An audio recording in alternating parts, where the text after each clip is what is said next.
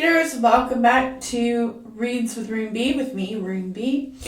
Today we will be continuing with Gumshoes, the case of Madison's father, and we are on Chapter 8, The Red Files. Barry's Diner defined what East Willow folks know as downtown. The 3-block area of East Willow's Main Street would not even take up a single block of Times Square. However, the town seemed perfectly at peace with its size, and Barry's Diner was its cornerstone.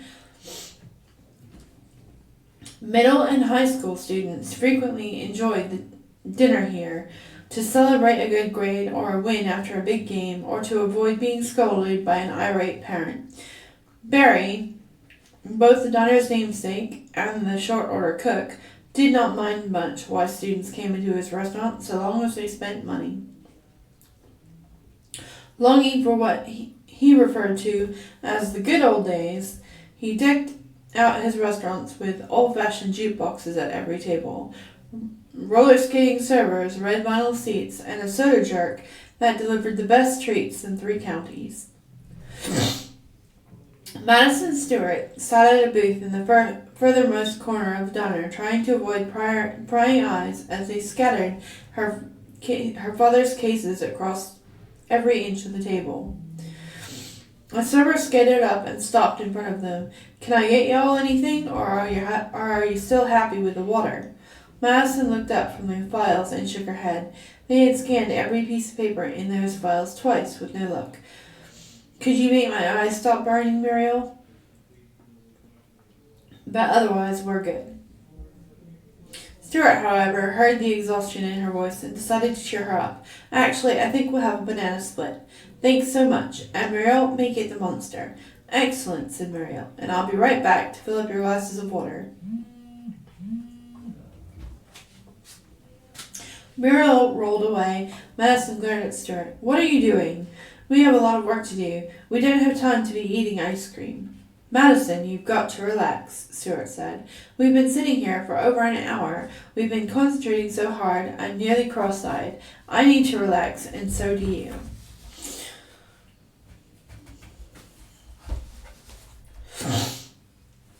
Stewart crammed the files back into their respective folders. Madison struggled with all of her might against him.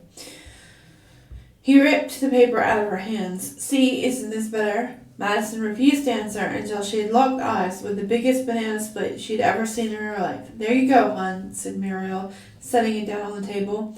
"Nice to see you two enjoying yourselves. You were about to lose your minds if you looked over them papers any longer." Stewart beamed with pride as Muriel refilled their water glasses. "That's what I said. Great minds think alike." And with a wink and a smile, Muriel slid herself towards another table and left Madison to eye over the confection, barely able to see Stewart for the heaping sundae. Without wasting a second, Stewart gripped his spoon and scooped a big chunk out of the top so he could see Madison better. "Dig in," he said, his mouth full of sugary goodness. Madison picked up her spoon and dug into the enormous sundae, careful to take symmetrical bites so that it would not crash down on top of her. As the effect of the chocolate, vanilla, and caramel washed over her for the first time in days, she forgot that her father was missing and lost herself in a moment of pure bliss. "This is so good." "I told you," said Stewart. "So, how's Mom?" "Look, Stewart, I appreciate the gesture, but you don't have to make small talk. I'm perfectly content to eat my ice cream in peace." "I know.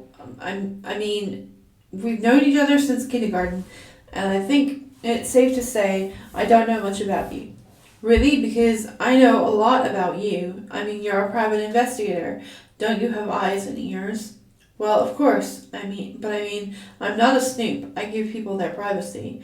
"Really? Since when?" "I remember when you recounted for the entire class what Roger Jenkins did one weekend, just by looking at a stain on his shoe. Those kinds of observational skills. And you really know nothing about me?" Stewart sighed. "All right, fine. I know a lot about you. Come on, you're the most popular girl in school. I just wanted to hear it from you, okay? Like, we're really friends?"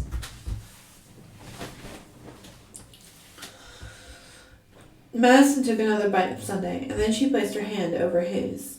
We are friends, Stuart. You don't have to worry about that. My mom, I don't know.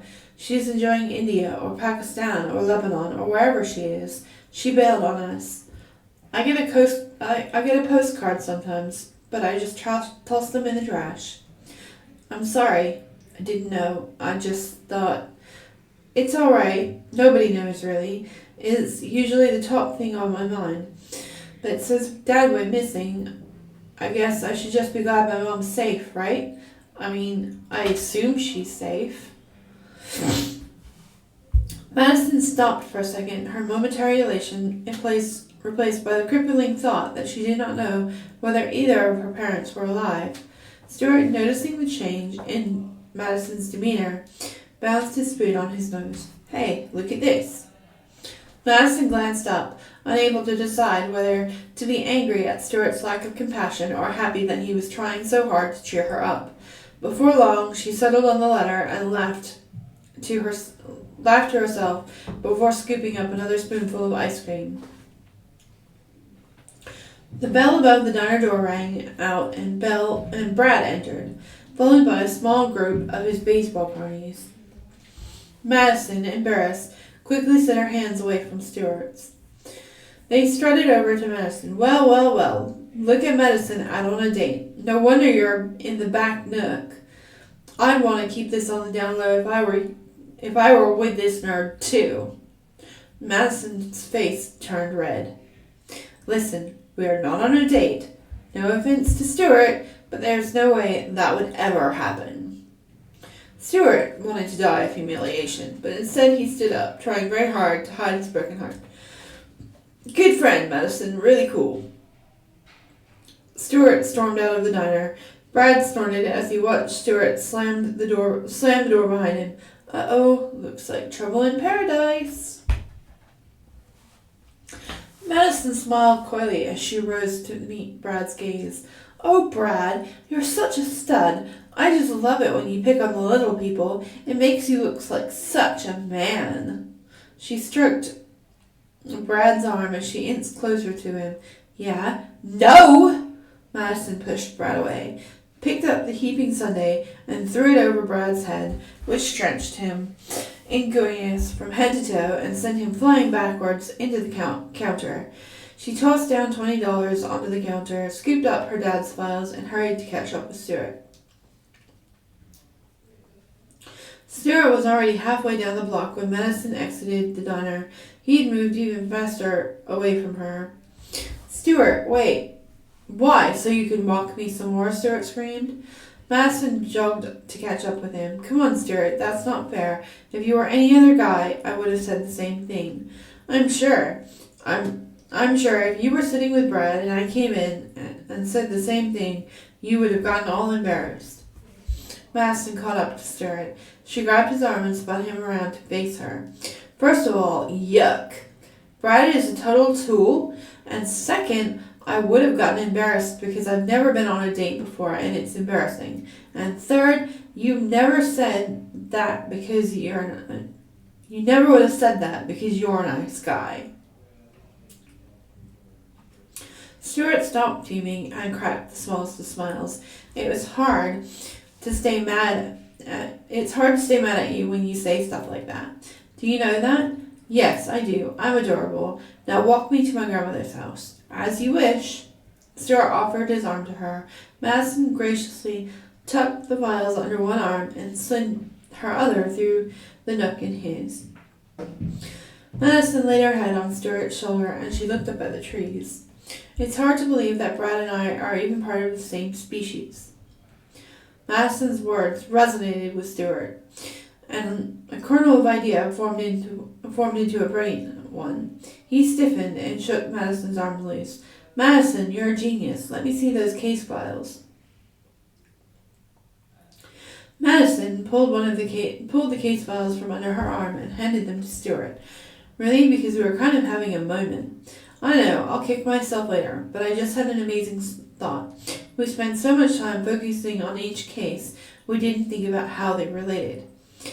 What if there's something all these files have in common, and that's the reason your father hid them? Stewart rifled through the folders. In every one of these cases, complaints against your father led to the plaintiffs filing a lawsuit against him personally.